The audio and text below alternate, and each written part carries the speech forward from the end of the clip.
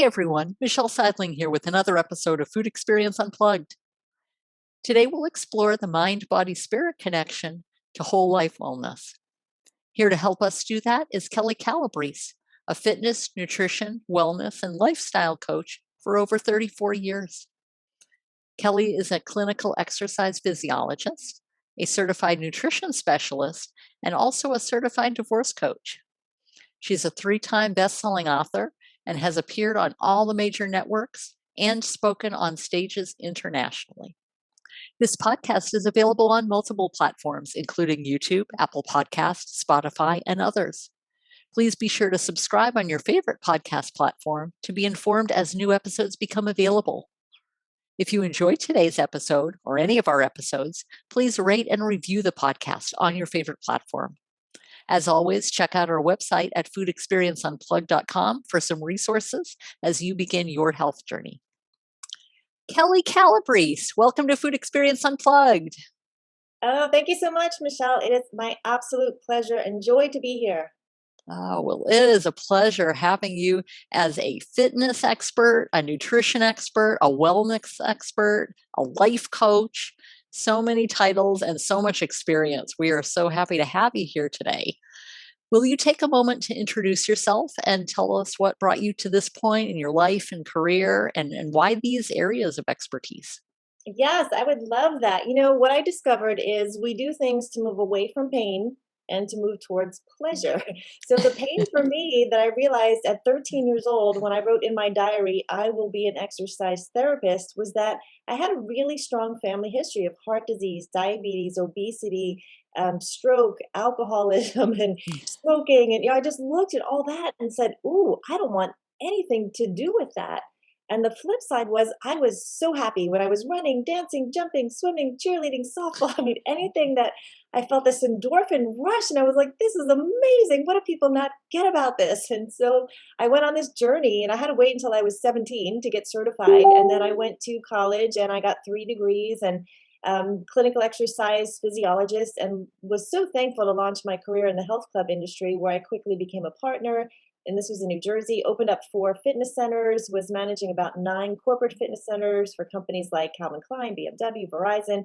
And I also founded a school because back in the early 90s, personal training was still really new. And I was growing so fast that there were no personal trainers. So over a course of about 9 years, I prepared over 3,000 people to become medical exercise specialists and post rehab technicians, lifestyle and weight management consultants. And that was really the first 14 years of my career. And then my son was born, and that was like the next big turning point. And my daughter was coming right behind him. They're 14 months apart. And I really considered the lifestyle that I wanted. And it wasn't the kind of mom that I wanted to be, having all these locations and hundreds of employees and being responsible for thousands of members. And so thankfully, my partner bought me out. And this was 2000 when the internet was really just starting to get going. So I came home and I started writing and speaking, consulting, editing, doing spokesperson and media work. And I really wanted to contribute to my industry on a very high level. So that meant continuing to train the trainers, but also offering programs for the consumers who wanted to live those longer, stronger, more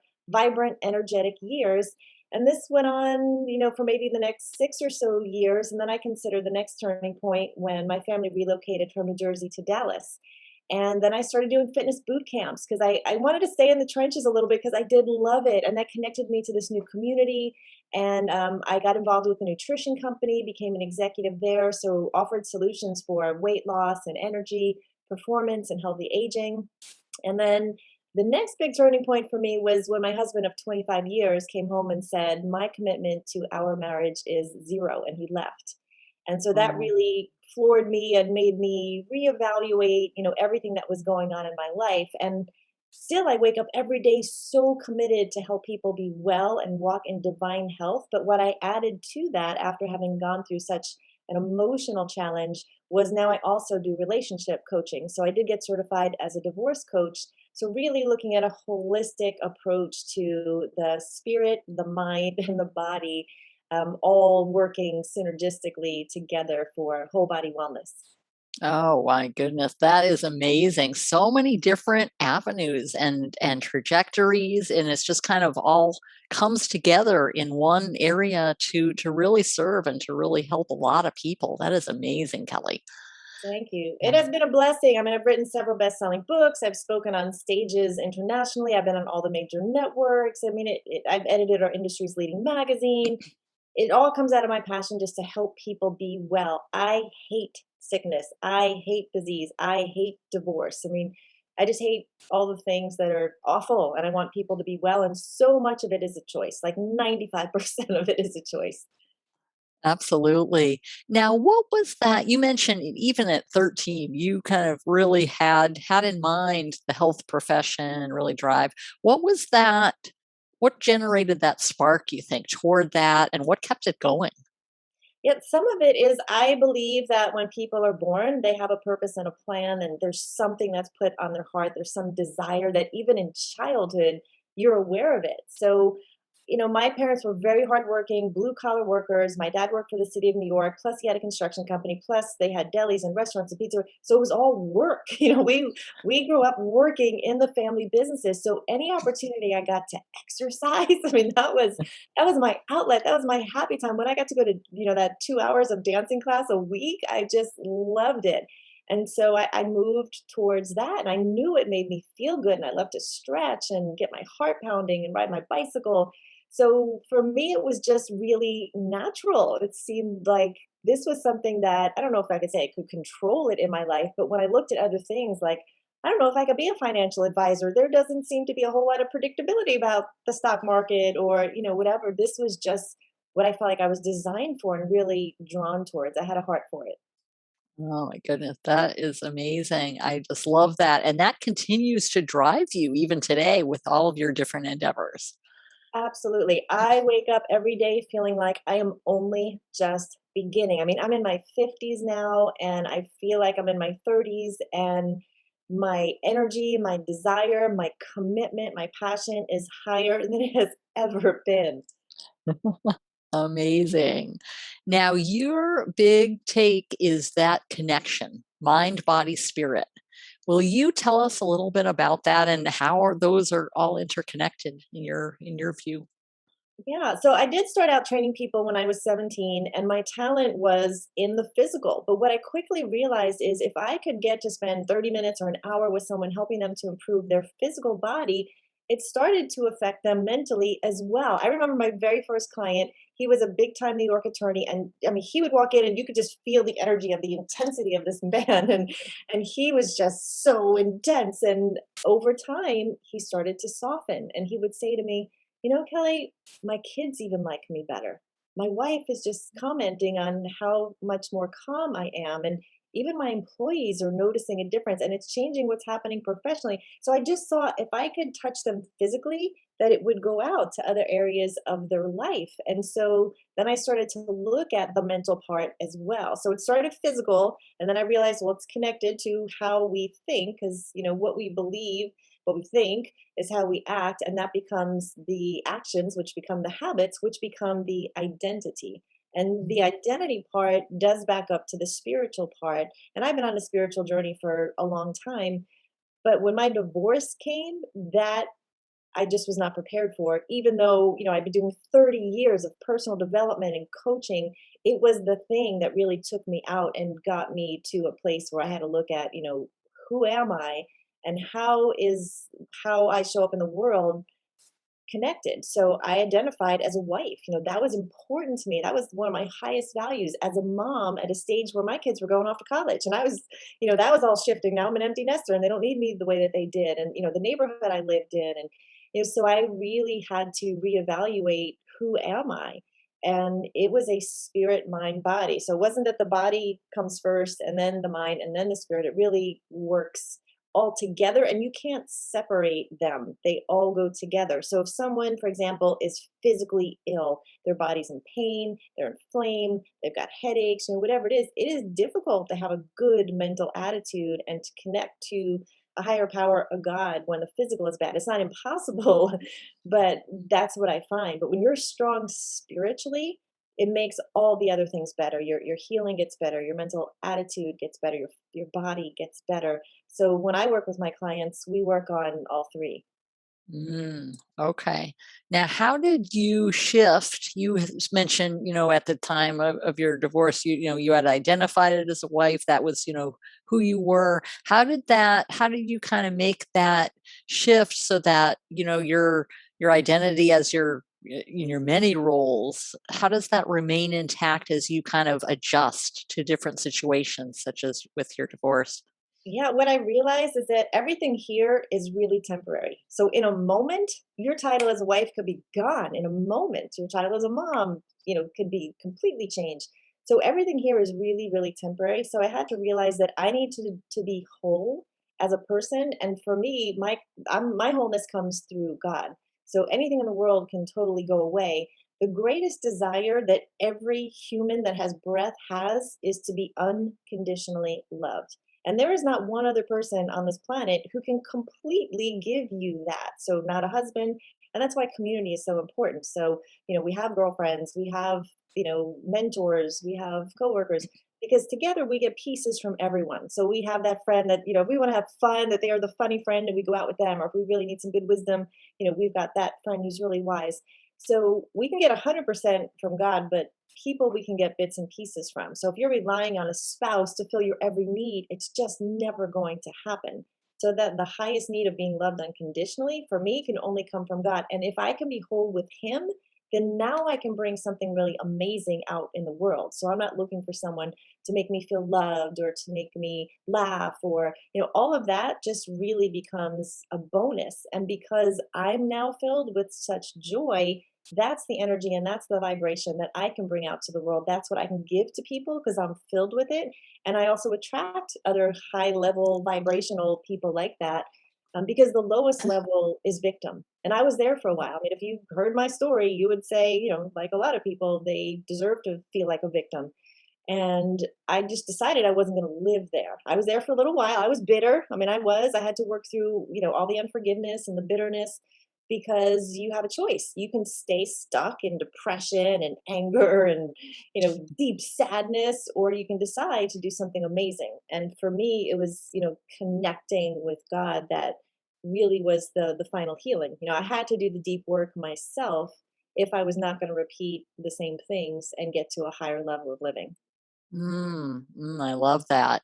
Now, how do you, in your work, whether it's coaching, whether it's speaking, whether it's as a mom, how do you communicate that passion? That here's who I am, here's my desire to serve. How do you communicate that and help others to develop that among your different work activities or family or things of that nature? Yeah, as a coach, my job is to pull the best out in people. So I'm committed to being the best form of myself. But when I coach, it's completely about the other person. It's pulling out the greatness in them and really getting them to hold the mirror up and you're just asking them some really great thought provoking questions that maybe they've never been asked before and things that are keeping them stuck. One of the first things that I do with clients after we decide, what would make this a great coaching call or, series of months of coaching, really get them to figure out what it is they want, is to also figure out what it is they don't want. Because there's only four things we can do with our time. We can start things, we can stop things, we can do more of things, and we can do less of things. So one of the first things we might do is what's on your to don't list? What do you need to stop doing to make room for the things you can do? Because everything in your life is a result of everything you've done, how you think, how you act. And if you look at people who earn 50,000, they do things differently than people who earn 100,000, who do things differently than people who earn $1 million. I mean, just using money as an example. So if you want to live a life that's joy filled and abundant and overflowing and doing things that you love and making a difference, there's probably some things you need to stop doing. And sometimes it's stop the self rejection, stop the self criticism. So it isn't necessarily like stop, scrolling on social media for 3 hours a day. That might be part of it, but there's so much dysfunction that happens in how what our self-talk is, so just stopping the self-sabotage, stop feeling like a victim, stop trying to control things you can't control, stop living in the past. So I think, people like to work with me because I am empathetic, I am compassionate, I am a good coach, I know how to pull the greatness out in people, and I am real and I am vulnerable. and I'm going to hold them accountable.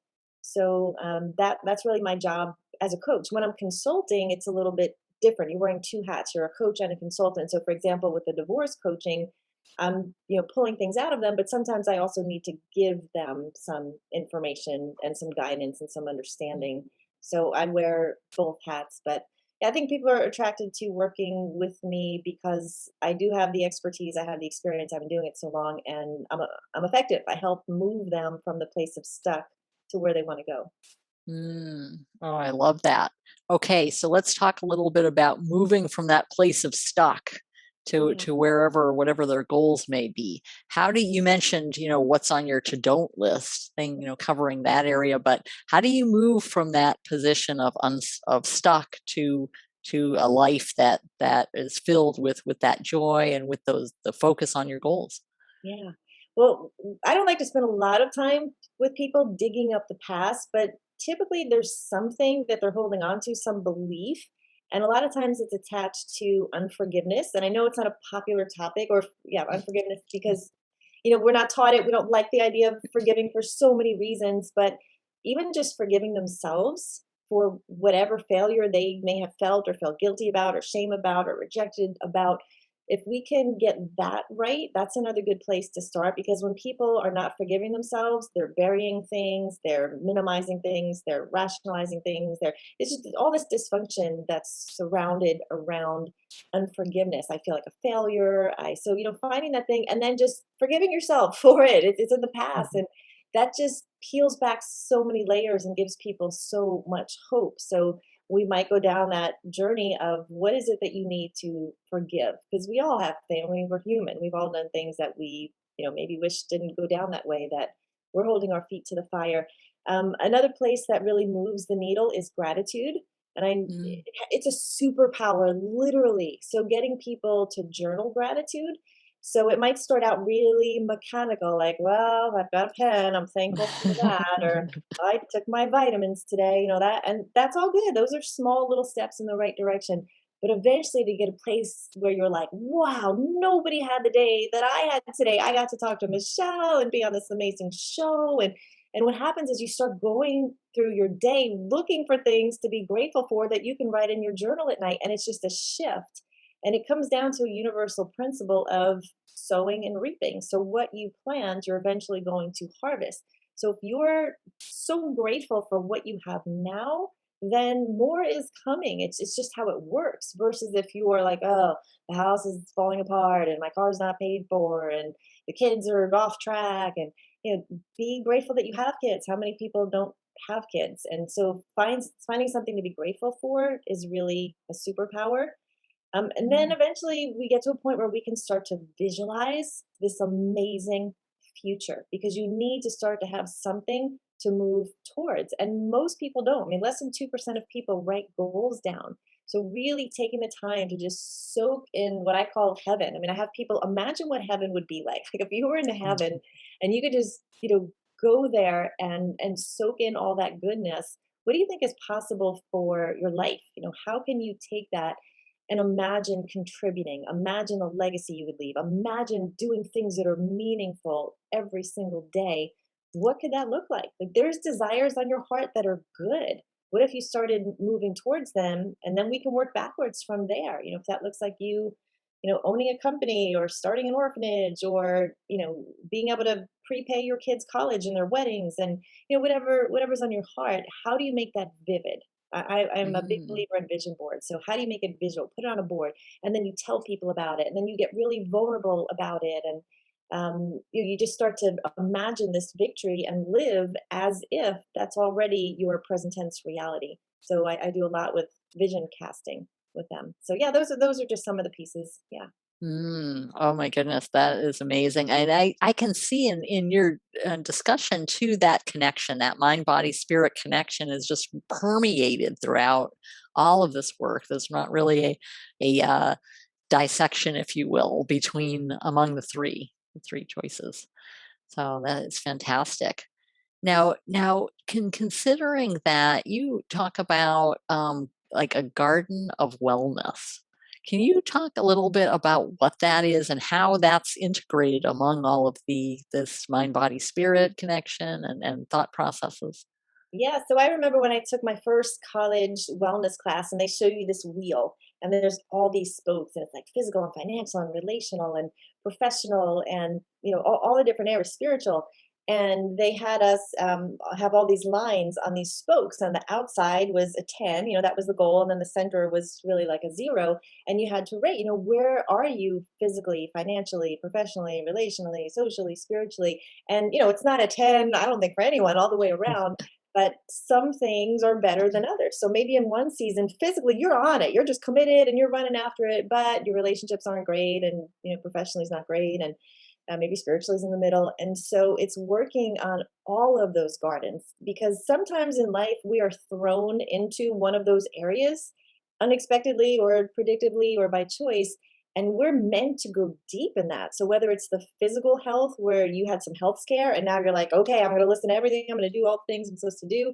And that health scare was the thing that really got you on track and changed your identity about your physical well-being.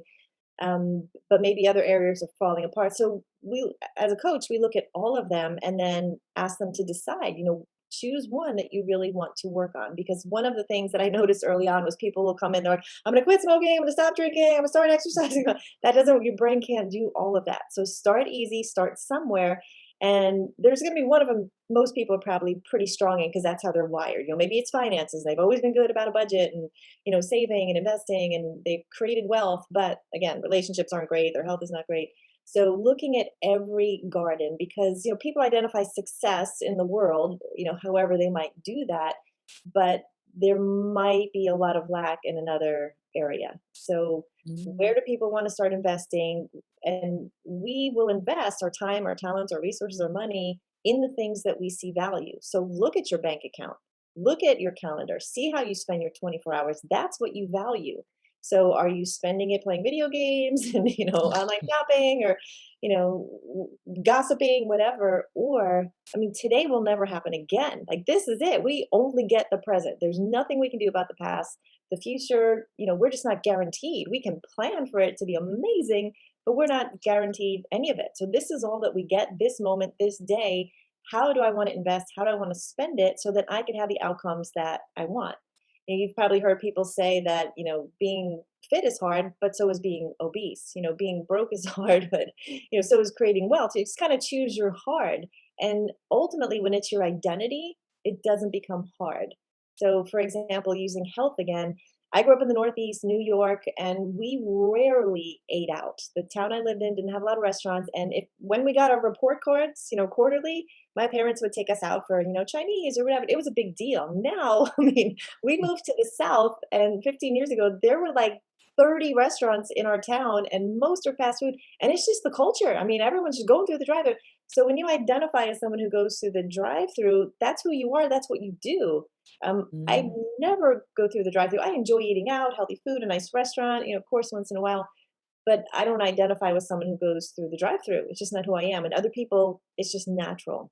So again, it goes back to identity. When you look at that wellness wheel and you look at all the gardens in the wellness wheel, what is the one that you're committed to? And it doesn't necessarily mean to be the worst one, the one with the lowest score. Maybe you're not there yet. Maybe you're not ready to take that spiritual journey, but you have enough pain in your life financially that you're willing to sit down, get an accountant, get an assistant, come up with a system, set some goals, start saving, start giving, whatever it might be. So I always let the client decide. It's what a good coach does. It's not up to me. I could be sitting there going, "Oh, they really need to make better choices in this area," but it's what they're ready to work on in that garden. And then once you get each garden a little bit higher, it's pretty incredible once they have a plan how the other areas get affected. Okay, so you focus with the client on one, whatever they want to work on at the time. And then over time, do you shift to those different areas? Yeah, I mean, each session that I start, typically the first question that I will ask is what would make today a great conversation? That a year from now, you would look back and say, wow, that really was a turning point. That was a productive, meaningful conversation. And so it gets them to think about, okay, well, where is the thing that I need to work on? Like a year from now, like if I could be connected to my kids and we were in great relationship and have planning holidays and all that, that would make my heart so happy. That would be the thing.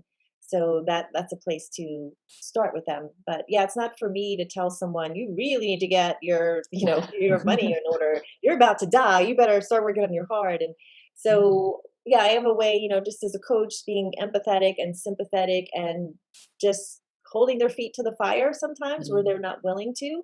But you can only go as far as they're willing to go. So you can show them opportunity, you can show them a plan, you're available to them, and then you follow up with them and you hold them accountable.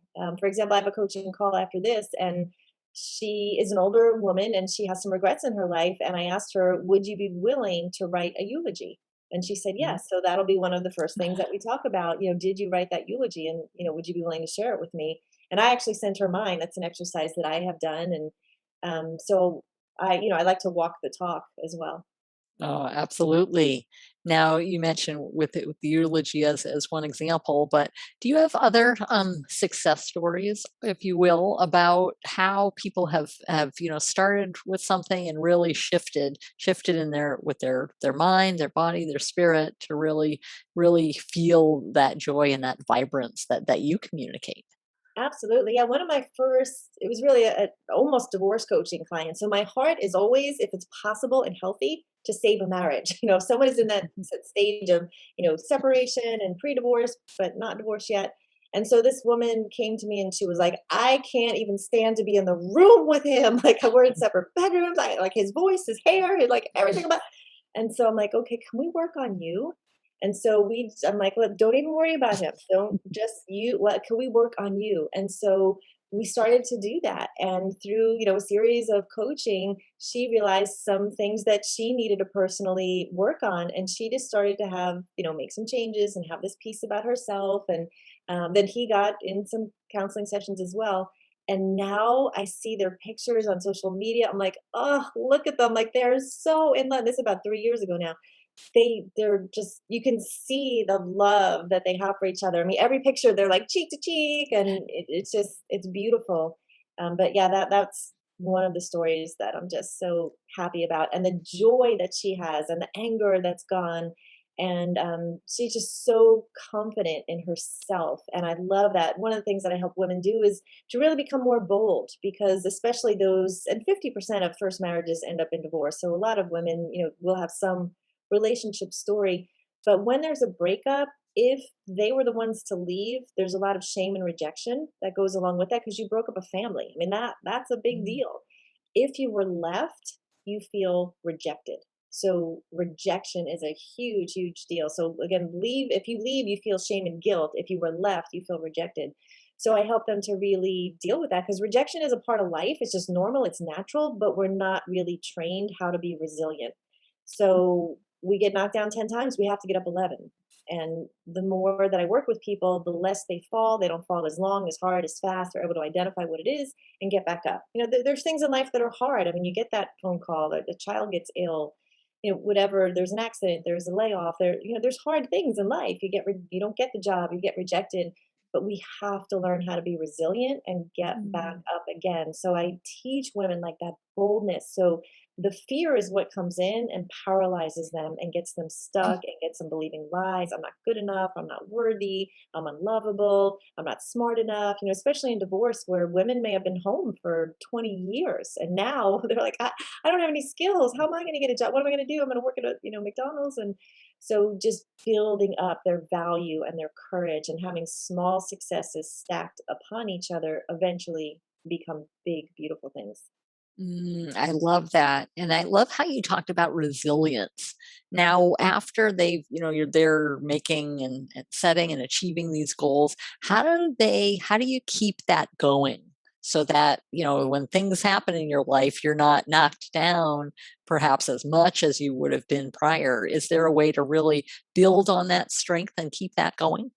Yeah, absolutely. I mean, you have to stay committed. Like this is organic. This is going every day. We don't know what's going to come at us every day. So you have to stay committed to it, because no one has the life they thought they'd have. I mean, we just don't. We don't know what's coming. So just commit to staying the course and stay focused, because we have never lived in a time in a world that's moving faster or coming at us than it is today. I mean, we're constantly bombarding. just being hit by things that are trying to grab our attention. So stay the course, stay focused, pick something and just move towards it one step at a time, one breath at a time until the momentum builds and stuff starts to really happen. And look at your past successes to remind yourself of what is possible for your future. So I usually start to work with them on some self care because as the things happen, you need to be well. You need to have the energy. You need to have a clear mind. You need to be able to recover. You need to be not over stressed, over committed. So working on that self care is something that I do with everyone. A morning routine, an evening routine. If you can get those two things great and really bookend your day with success, then whatever happens in the middle is a bonus. So, one of my recent books, actually, Success Habits of Super Achievers, that if they want to go to my website, they can get the free ebook. But there are things that successful people do every single day pretty consistently. And, things like quiet time in the morning. And that might include journaling, reading something positive, reading the Bible, stretching, being out in nature, setting intentions, reading goals. So, there's things that you consistently do to set your day up for success so that your body is calm, your energy is good, you're in the right mindset, you're organized, you're prepared, you know what your focus and intentions are, you know what the top urgent and important things are for you that you need to get done that day. You know what to say no to, what to say yes to. And then the same thing at the end of the day, where you have a coming down time, where you're quieting your mind, where you're thankful for what happened, where you're planning for the next day, where you're setting yourself up to sleep and dream really well because we want to just be optimized all the time. You want to be at the highest level you can possibly be so that when that thing happens, whether it's the greatest opportunity of your life or the greatest obstacle of your life, you're the best position that you could possibly be to handle it, to just completely multiply that opportunity in ways beyond you ever even knew was possible, or to handle that obstacle as best as possible so that not everything falls apart and you're derailed for days and weeks and months and even years and even decades and even for some people the rest of their lives. So it helps them to just keep good perspective. Oh, absolutely, and that just kinda helps to keep you going. Now backtracking just a little bit, if people are just getting started on this path, just trying to get that spark to begin with, and then really working with it as you've done, how can they get started? What are some steps to get started with these types of things? Yeah, I mean, take it does take time. This isn't, magical. People who are successful, they typically have overcome some massive adversity in their lives. And so anyone listening to this, you've overcome some stuff. And so take the time to really think about the moments. When was I the happiest? Like, what is the thing that when I'm doing it, I don't even realize 3 hours has gone by?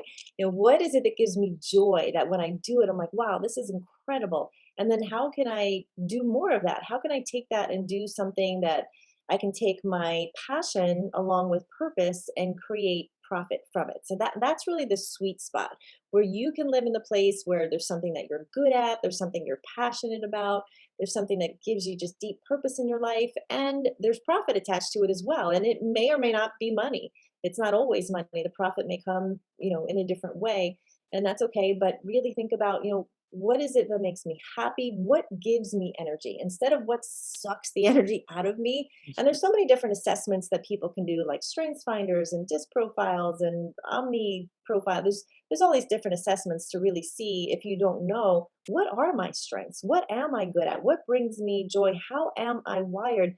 And how do I spend the most time there? Because I don't want to spend any time doing the things that I have no skill for, no passion for, I'm not good at.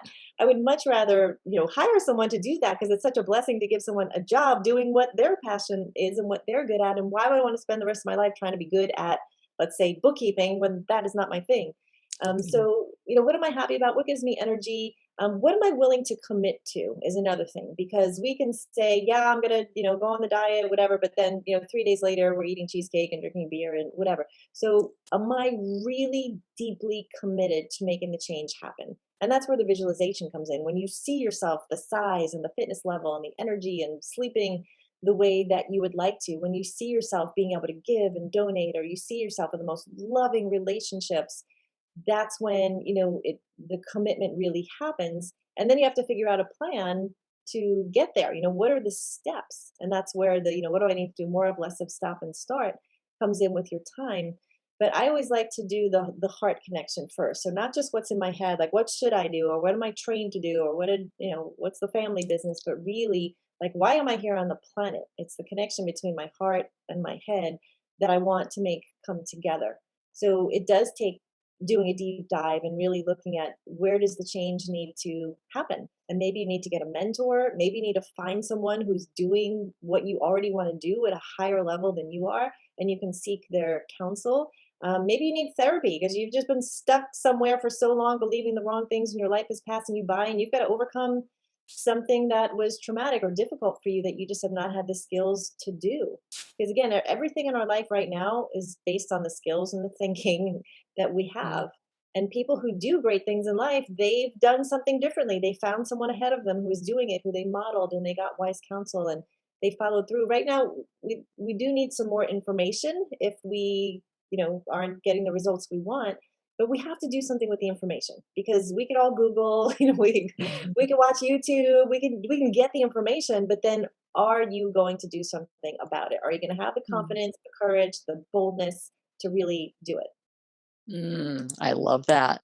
And speaking of courage and boldness, you are the queen of courage and boldness with so many different things that you've done. I'm curious, what does your day look like in terms of visualing that? What keeps you going? What are some things that you do to really stay focused and keep that resilience going and that passion going? Yeah, I mean, when I was 17, I wrote the vision. I will provide individuals with the tools to make health, fitness, and wellness a permanent and enjoyable part of their lives. And that has served me my entire career, and that's still true. But the thing I'm focusing on right now is to empower women to overcome the stress, the rejection, and the fear to create a fabulous bonus life. So the bonus life is starts now. It's the one that you didn't even know was possible. And just to get them to overcome that. So for me, my day backs up. I will start 2 hours before whatever my first appointment is. And Mhm. that is for me time, morning routine time. So I don't get out of bed until I've done at least 10 minutes of gratitude. And then I do have a prayer list where there's things that I'm praying for other people as well as myself. Then I'm moving. I'm outside on my bike. I'm in the gym doing some cardio, some strengthening, some stretching, and then I take a little time for self care in the morning because that's important to me and something I'm committed to. And my next program is going to be on 50 and Fabulous, and it's about just the biohacking things that people can naturally do to be well. Because I was never great at taking care of myself. I was exercise, but I never did skincare. I didn't take quiet time. I didn't meditate. So now in this season of my life, I have time for that. And Mm. then I'm reading my intentions for the day. I'm going over my calendar, making sure I'm prepared for all of my meetings. And then typically, I'll have clients set up. I'm doing, podcast things like this. I'm creating content. And usually I'll stop around 5 and go for a bike ride, something outside. I'm going to walk, I'm going to ride my bike, I'm going to be outside for a while. And then my nighttime is more learning and connecting time. So I'll call my mom, I'll talk to some mentors, I'll reach out for friends. I want to have connection time. And then Mm. probably an hour is my evening routine. I'm on an electromagnetic mat. I'm doing some little skin thing. I'm reading, I'm writing, and really leaving a heightened awake state so that I'm set up to sleep really well. Because sleep is so important. That's where the detoxification happens. That's where your hormones are being regulated. Just the cleanup from the day, the dreaming, the vision, all happens. The energy with quality sleep. Wow, that is amazing. That seems like a complete day that you've got bookends of being focused and then also moving that focus and attention to your work, whether it be working with a client or speaking or doing other endeavors. That is amazing, Kelly. Well, how can people get in contact with you? Yeah, I mean, the on social media, I'm mostly on Facebook, but it's my name, Kelly, Kelli, Calabrese, Calabrese. My website is kellycalabrese.com. If they want to go there and get, I have several best-selling books, but the latest one is available there, a free electronic version. It's the Success Habits of Superachievers book. And if they want a hard copy, it's $12. I will ship it in the US for free and I will personally sign it. So if they would like to Mm. email me, they can email me at kelly@kellicalabrese.com or message me on Facebook. And yeah, for the cost of the book. And it's an amazing book. And how I recommend people read it is one chapter a day. There are over 80 stories in there of ordinary people who something difficult, adverse happened to them, who overcame it and did something so extraordinary with it. And when you read these stories, you just feel like, wow, if they could do that, I can do anything. I will not ever complain again. So it's intended to really inspire and encourage people to just get up and live a bold life. Oh, fantastic. Well, Kelly, this has been amazing and so many tips, so much energy that you communicate and that your clients can really grasp onto and we can all learn from. So thank you so much for being here today. Oh, thank you, Michelle. I'm so happy to do it. Thanks for inviting me. And thanks for all that you do bringing this show to the world. The world needs it. Hey everyone, Michelle Seidling here at Food Experience Unplugged. Are you enjoying the Food Experience Unplugged podcast and are ready to ramp it up a level? Then it's time to go premium. With a premium podcast membership, in addition to all the great podcast episodes you know and love, you'll receive additional bonus content and exclusive interviews from many of our podcast guests. You'll receive a live Q&A access each month where I'll address questions pertaining to holistic health and how you can start your journey. You'll also receive weekly shorter video clips with information on tips, tricks, and strategies to get started, to build consistent habits, and to take charge of your health. Go premium today. I'll see you there.